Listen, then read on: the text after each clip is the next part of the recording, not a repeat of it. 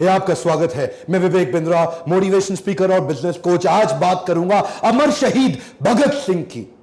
1907 में इनका जन्म हुआ। लयालपुर नाम का गांव लाहौर में पड़ता था, आज जो कि पाकिस्तान में है।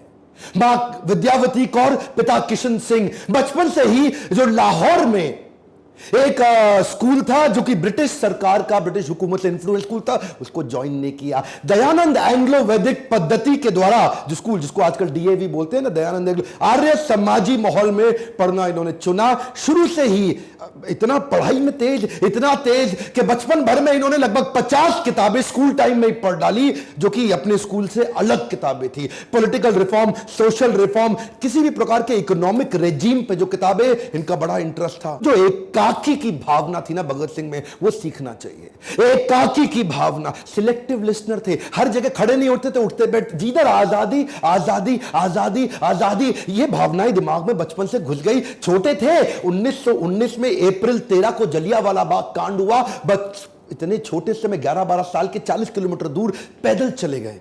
उसी जलियांवाला बाग में पहुंच गए। वो आवाजें कौन रही थी इनके दिमाग में, जो वो लाशें थी वहां पे, कितने लोग चले गए। काफी लोग तो वहां पास में पड़ा कुआं था, उसी में डूब गए, उसी में कूद के छलांग मार के, क्योंकि जनरल डायर ने जो गोलियां मारने का सबको आदेश दे दिया। कहते हैं कि आज भी उस कुएं से पानी निकालो तो उसमें रक्त की बूंदें मिलती हैं आज भी। ये वहां से खून से भरी मिट्टी को बर्तन में डाल के ले आए एक बोतल में, और घर में लाके इतने सुन्न हो गए। सोचो छोटा सा बच्चा है, क्योंकि इसके दिमाग में ना वो घुस चुका था। इसकी बहन ने पूछा क्या हुआ, बता दे क्या हुआ, इतनी देर से क्यों आया। ये बोला ये खून मेरे उन शहीदों का है, देशवासियों का, जिसका मैं बदला लूंगा, अंग्रेजों को मार भगाऊंगा। जब इनके पिता खेती किया करते थे ना, बोले आम की गुठली क्यों बोई, पिता से पूछते थे। पिता कहते थे बेटा आम लगेंगे, पेड़ लगेगा। ये कहते थे ठीक है जी, मैं बंदूक बो दूंगा ताकि बंदूकों का पेड़ लग जाए। इतने छोटा सा बच्चा क्या सोच रहा है, कहता है कि मुझे बंदूक इसलिए चाहिए ताकि अंग्रेजों को भगा दूं। 1920 के आसपास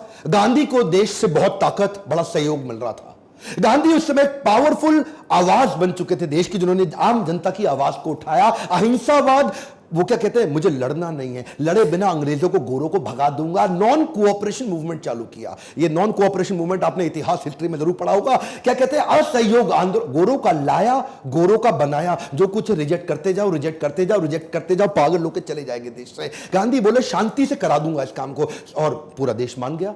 उस समय बड़े प्रभावित थे शहीद आजम भगत सिंह उनके विचार से, वो भी ज्वाइन कर गए। उन्हीं दिनों चौरी चौरा नाम का एक स्थान, जो कि गोरखपुर में, बिहार के नजदीक आज भी पड़ता है, वहां पे 1922 में, उस समय 14 साल के रहे होंगे भगत सिंह, 1922 में इन्होंने एक पुलिस थाने के सामने जोरदार प्रदर्शनकारियों ने शोर मचाया। वहां एक बाजार में अंग्रेजी शराब बिक रही थी, अंग्रेजी कपड़े बिक रहे थे। वहां इन्होंने शोर मचाया कि गोरे वापस जाओ और ये कपड़े और शराब की बिक्री बंद करा दो। और जो वहां का जमींदार था, अंग्रेजों से इन्फ्लुएंस था गोरों से उस समय, उस जमींदार ने गुप्तेश्वर सिंह नाम के थानेदार को रिक्वेस्ट किया, भाई ये बंद करा दो, मेरा धंधा खत्म हो जाएगा, इसको बंद कराओ। और चौरी चौरा में तभी पुलिस वाले बाहर आ गए।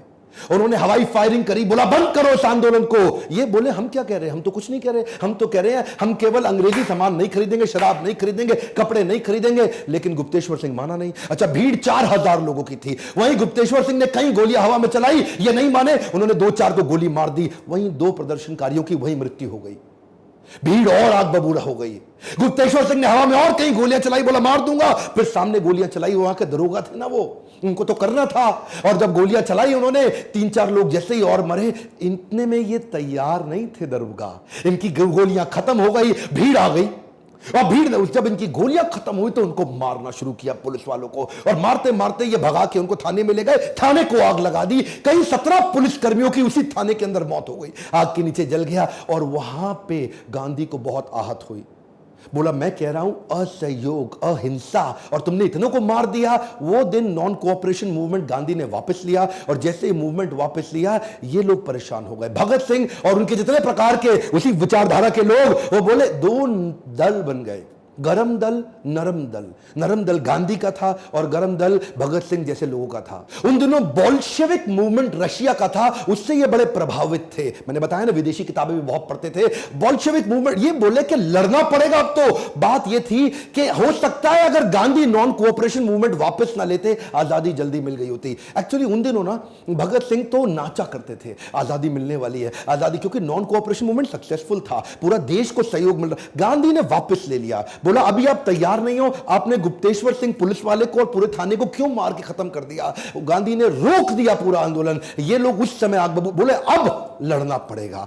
ये जो एक्चुअली ये ना हथियारों की क्रांति बाद में आई, भगत सिंह की पहले विचारों की क्रांति थी। उन दिनों कॉलेज ज्वाइन किया इन्होंने, लाला लाजपत राय का पंजाब के अंदर जो पाकिस्तान में पढ़ता है वो कॉलेज ज्वाइन किया और वहां पे ये गतिविधियां स्ट्रॉन्गर थी। उन दिनों ये लगभग 300 किताबें अपने कॉलेज में एक्स्ट्रा पढ़ बैठे हैं, क्योंकि जब खाली होते थे किताब पढ़ते थे और उसके बाद अपने एकाकी की भावना से स्पीड आती है। ध्यान दीजिए, कम ऑन, लर्निंग क्या है? एकाकी की भावना से।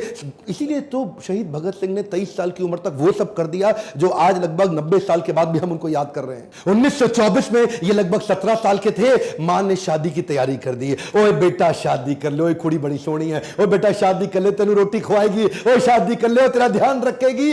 मां बोलती रह गई और ये क्या बोली? दुल्हन मेरी दुल्हन नहीं होगी, आजादी ही मेरी दुल्हन होगी। रातों रात चिट्ठी लिख के भाग गए। मां रोती थी, अकेली पड़ गई। क्यों ऐसा होता है कि भगत सिंह की जब बात हो तो हम चाहते हैं पड़ोसी के बच्चे के घर पैदा हो, अपने घर पे सब कुछ छोड़ के। ये वहां पंडित आजाद की टीम को ज्वाइन कर लिया और जाके क्या बोले? अब एकाकी की भावना। जानते हैं शुरू में तो बचपन में बड़े एक्साइटमेंट में रहा करते थे, कुश्ती लड़ते थे, अभिनय का शौक रखते थे, लेकिन एकाकी की भावना के चलते 1925 में इन्होंने, अभी 18 साल के हुए थे, काकोरी कांड की तैयारी कर ली। काकोरी कांड को उन्होंने सफल बनाया। पैसे की जरूरत थी, अंग्रेजी खजाने को लूट लिया और लूटने के बाद अच्छा पकड़े गए। उसे पकड़े गए अशफाक उल्लाह खान और राम प्रसाद बिस्मिल, इन दोनों को फांसी हुई। 2 शह सवारों को जब फांसी की सजा सुनाई, ये लोग टूटने के लिए नहीं बने थे, ये तोड़ने के लिए बने थे। राम प्रसाद बिस्मिल की वो याद आ गई इनको बात, सरफरोशी की तमन्ना अब हमारे दिल में है, देखना है जोर कितना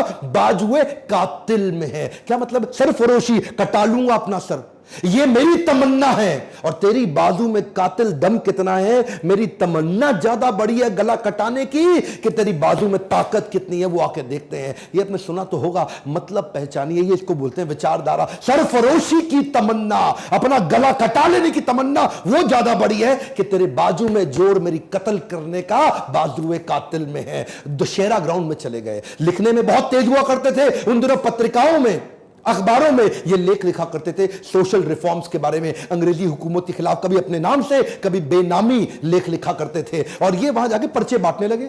दशहरा ग्राउंड में हजारों की भीड़ होती है, अपनी टीम तैयार करनी है, इनको लोग जोड़ने हैं, अंग्रेजी हुकूमत के खिलाफ पर्चे बांटते। पकड़े गए, वहां बम फोड़ के भागने लगे, फिर पकड़े गए। और इस बार इनसे, अच्छा, कोर्ट जानती थी कि इसको छोड़ना नहीं है, पुलिस जानती थी अंग्रेजी हुकूमत छोड़ना नहीं है। जब बेल की बात करी, 60,000 रुपए मांग लिए। ये 60,000 रुपए, थोड़ा सा मैं चाहता हूं आज व्यूअर्स को कि विजुअलाइज करो, आज के 60,000 रुपए नहीं, 90 साल पहले के 60,000 रुपए। कितने ही कितने खेत बेच के वो जमानत दे के इनको बाहर निकाला, ये अगली तैयारी में लग गए। 1928 में जब लगभग 20 साल के थे, लाला लाजपत राय, जो कि थे तो उनके गुरु के समान, लेकिन विचारधारा में फर्क था। लाला लाजपत राय नरम दल के थे, ये गरम दल के थे। उन्होंने कन्विंस कर लिया कि साइमन कमीशन के खिलाफ हम नारेबाजी करेंगे, लाहौर में ऐसी नारेबाजी करेंगे कि साइमन कमीशन वापस जाओ, वापस जाओ, वापस जाओ, बिना हथियार के करेंगे। ये लाला लाजपत राय के कहने पे आ तो गए, लेकिन वहां पुलिस वालों ने इन पे इतना लाठीचार्ज किया, इतना लाठीचार्ज किया, लाला लाजपत राय को कहीं चोटें आई और उसके बाद अस्पताल में उनका इलाज के दौरान देहांत हो गया। वो बोले थे कि मेरी मौत ब्रिटिश सरकार की ताबूत पे आखिरी कील साबित होगी। भगत सिंह, राजगुरु, जयगोपाल, चंद्रशेखर, हालांकि ये लाला लाजपत राय को पसंद नहीं करते थे विचारधारा में, लेकिन उनकी मौत से आहत बहुत हो चुके थे। बोले पिता समान है हमारे, इनकी मौत का बदला तो लेना पड़ेगा। जेम्स स्कॉट, जिसने ये मारने का आदेश दिया था, उसको गोली मारेंगे अब हम। चारों ने तैयारी कर ली। वहां कोतवाली के सामने लाहौर में चारों ने अपनी अपनी जगह बना ली और स्कॉट के बाहर निकलने का थाने से इंतजार कर रहे थे कि गोली मार के भागेंगे उसको। गलती हो गई, स्कॉट की जगह डिप्टी सुपरिटेंडेंट ऑफ पुलिस उस समय सॉन्डर्स, वो बाइक से निकला और राजगुरु ने उस पे गोली चला दी, एक गोली मारी उसको, यहां भगत सिंह भाग के आए, 3 गोली सर में और मार दी, इंश्योर कर दिया खत्म कर दे। पीछे से एक वही थानेदार हिंदुस्तानी था, वो भागते हुए आया था उस समय, बोला चंद्रशेखर आजाद ने तुझको नहीं मारना चाहते, तू इंडियन है, वापस चला जावा, लेकिन क्योंकि वो पुलिस के इन्फ्लुएंस में ब्रिटिश सरकार के था, उसको भी गोली मार के ये भाग गए। डीएवी कॉलेज था वहां पे, उसकी बिल्डिंग के पीछे से, क्योंकि वहां इनकी चलती थी, छुपते छुपाते भाग के निकल गए। अब धरपकड़ चालू हो गई। इन्होंने क्या किया, अगले दिन, अभी यहां रुके नहीं, अगले दिन पर्चे लेके लाल स्याही से लिख डाला, पूरे लाहौर पे चिपका डाला दीवारों पे कि हमने लाला लाजपत राय की मौत का बदला सॉन्डर्स को मार के उसकी हत्या करके ले लिया है। ये तो ब्रिटिश सरकार की बड़ी हार थी, उनका दिमाग अब हिल गया, अब उनकी बुद्धि चकरा गई कि भाई इनको पकड़ना है। ये लाहौर से निकलने वाले हर नौजवान पे नजर रखे हुए थे, ये किधर है, ये किधर है, इसको पकड़ना है। इन्होंने लाहौर से भागने की योजना बनाई। उस समय भगवती चरण वोरा की पत्नी दुर्गा भाभी, ये उनके पास गए राजगुरु और भगत सिंह, और उनको मना लिया कि वो इनकी पत्नी का रोल निभाए थोड़ी देर के लिए। और हालांकि सरदार थे, ये सिख थे, इन्होंने अपनी दाढ़ी मूछें काटी और पगड़ी हटाई, बाल काट लिए और बढ़िया सी हैट, अंग्रेजी पोशाक पहनी, ओवर पूरा फुल लेंथ सूट पहना, टाई लगा के अंग्रेजों की तरह, और दुर्गा भाभी को साथ में अपनी पत्नी, और वहां पे जाकर के रेलवे स्टेशन पे पहुंचे। अच्छा, राजगुरु को उन्होंने नौकर बनाया, उसको 2nd क्लास की स्लीपर टिकट दिलाई और खुद 1st क्लास एसी की टिकट ली, और वहां जाकर के लगे रहे अंग्रेज ढूंढने में, लगे रहे। उस समय इनको पहचान ही नहीं पाया, इन्होंने पूरा चेहरा मोहरा सब बदल लिया, निकल के भटिंडा के रास्ते कलकत्ता की ट्रेन पकड़ ली और निकल गए। ब्रिटिश सरकार की मजदूर विरोधी नीतियों से ये बहुत दुखी थे, परेशान थे, उसके खिलाफ आवाज उठा रहे थे, ब्रिटिशर्स सुन नहीं रहे थे। फ्रेंच रेवोल्यूशन के दौरान 1893 में फ्रेंच असेंबली के अंदर भी लो इंटेंसिटी का बॉम्ब फेंका गया। उन दिनों ये किताबें पढ़ते ही थे, दुनिया भर में देख रहे थे कि आजादी के लिए क्या क्या चल रहा है, इन्होंने भी तैयारी करी। बटुकेश्वर दत्त को अपने साथ लिया, एक लो इंटेंसिटी का बॉम्ब तैयार किया और कुछ पर्चे लिखे वहां पे, और अचानक वहां पे जाके असेंबली, सेंट्रल असेंबली में पहुंच गए, खाली जगह ढूंढी और वहीं बॉम्ब फेंक दिया। लो इंटेंसिटी का बॉम्ब था, किसी को नुकसान ना पहुंचे, धुएं का गुबार हो गया। पर्चे उठा के हवा में फेंके और हर पर्चे पे लिखा था, बहरों को सुनाने के लिए धमाका जरूरी है। क्या बोले? बहरों को सुनाने के लिए धमाका जरूरी है। और ऐसा धमाका, धुएं के गुबार में भाग के निकल सकते थे, चाहते तो चुपचाप वहां से चले जाते, लेकिन वहां गायब हो जाते, कोई पकड़ नहीं पाता, लेकिन जानबूझ के वहीं चिल्लाना, इनकलाब जिंदाबाद, इनकलाब जिंदाबाद, और जाकर अपने आप को पकड़वा दिया कि ले लो मुझको। ये एक ऐसा लड़का था, सबको जीना पसंद है और मौत भी सबकी आनी है। ये वो लड़का था जो अपनी डेथ को डिजाइन कर रहा था। ये चाहता था कि अब मुझे अंग्रेजी हुकूमत पकड़ ले, क्योंकि हो सकता है माहौल ठंडा होने वाला है। सोचिए, एक 21 साल का लड़का अपनी कुर्बानी की, अपनी डेथ को डिजाइन करने जा रहा है, शहीद होने जा रहा है। कहता है मुझको पकड़ो, और मैं तो वैसे ही एनार्किस्ट हूं, मैं तो वैसे ही आपकी हुकूमत की, मुझको गोली मार दो, मुझको गोली मार दो। एनीवे, जिसको फांसी की सजा सुनाई गई इन दोनों को। अब इनका लगभग 2 साल का कारावास था। पर यह एक ऐसे क्रांतिकारी जो जेल में भी आजाद थे, वहां पे भी अपनी क्रांति, नाक को चने चबवा दी अंग्रेजों को, उनके नाक में दम कर दिया। क्योंकि वहां पे फूड और फैसिलिटी ठीक थी नहीं, वहां पे जेल में 10 बाय 10 के कमरे में 10-10 कैदियों को रखते थे, बर्तन ठीक नहीं थे, खाना ठीक नहीं था, रोशनी की सुविधा नहीं, बिजली कोई था नहीं, खिड़की हुआ नहीं करती थी, इतना बुरा हाल। इन्होंने उसके खिलाफ अंदर आंदोलन चालू कर दिया। अच्छा, अंग्रेज इनसे अब घबरा गए थे, बोले यार इसको ना अलग कर दो, सारे इंडियन इससे इंफ्लुएंस हो जाते हैं। एक नया आंदोलन कर दिया इस आदमी ने। ये 64 दिन के अन्न जल त्याग पे चले गए, कहते आम मरण अनशन,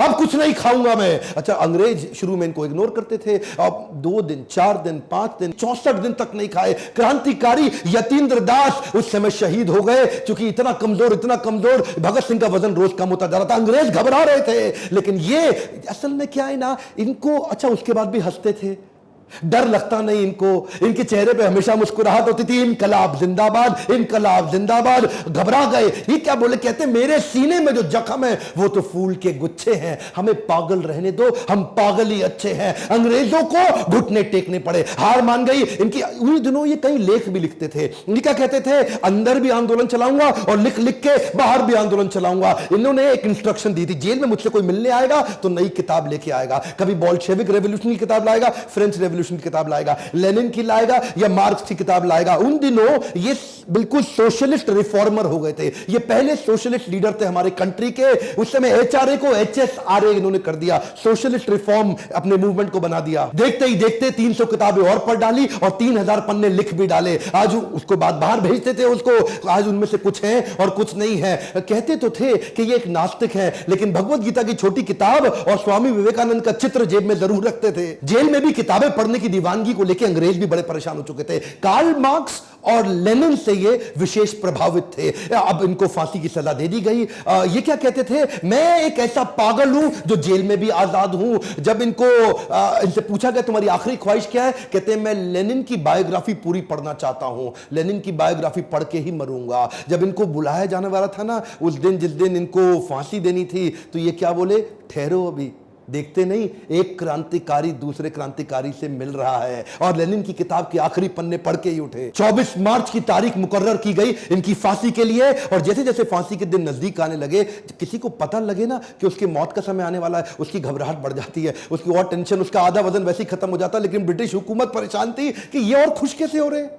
अरे ये इतने निडर, ये एक्साइटेड है। देश भर में इस तारीख की खबर फैलने से ब्रिटिश सरकार पे प्रेशर बन रहा था कि भाई ऐसा ना हो इनकी फांसी के दिन 24 मार्च यहां बड़ा दंगा हो जाए, ऐसा ना हो कि यहां आग ही लगा दी जाए। बहुत भीड़ आने वाली थी। ये पहली बार ऐसा हुआ कि फांसी का समय जो सुबह का होता है, केवल इन तीनों के चक्कर में 23 मार्च को अचानक आनंद फानन में इनको रात को बुला लिया गया कि तुम्हें फांसी दी जाएगी। इन्होंने प्रेम से मुस्कुराते हुए बोला, पे सर पे कपड़ा मत बांधना और हमारे हाथ मत बांधना।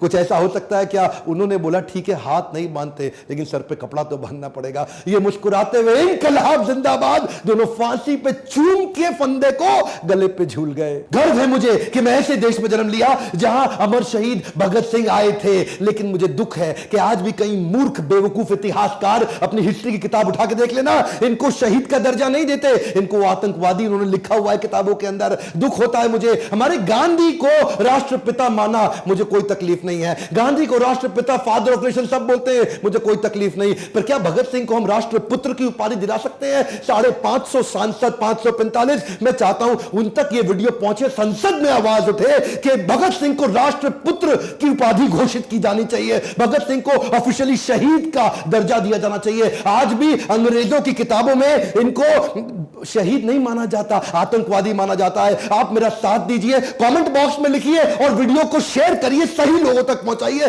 ताकि इस आवाज को उठाएं और क्यों ना हम इनको राष्ट्रपुत्र की उपाधि दिलाएं। मैं खुद अपने सारे ऑफिशियल सोशल मीडिया चैनल्स पे इस वीडियो को शेयर करने वाला हूं। आपसे भी रिक्वेस्ट करता हूं, भगत सिंह की मौत को, उनकी शहादत को बेकार मत जाने दीजिए। इस आवाज को मेरे साथ उठाइए। अगर थोड़ा भी अच्छा लगता है इस प्रकार की एजुकेशनल वीडियोस, लाइक करिए और अगर सब्सक्राइब नहीं किया, बेल आइकॉन नहीं दबाया, आपसे अगला वीडियो मिस हो जाएगा। मेरे साथ जुड़े रहने के लिए, हर बार मेरा साथ देने के लिए आप सबका दिल से धन्यवाद।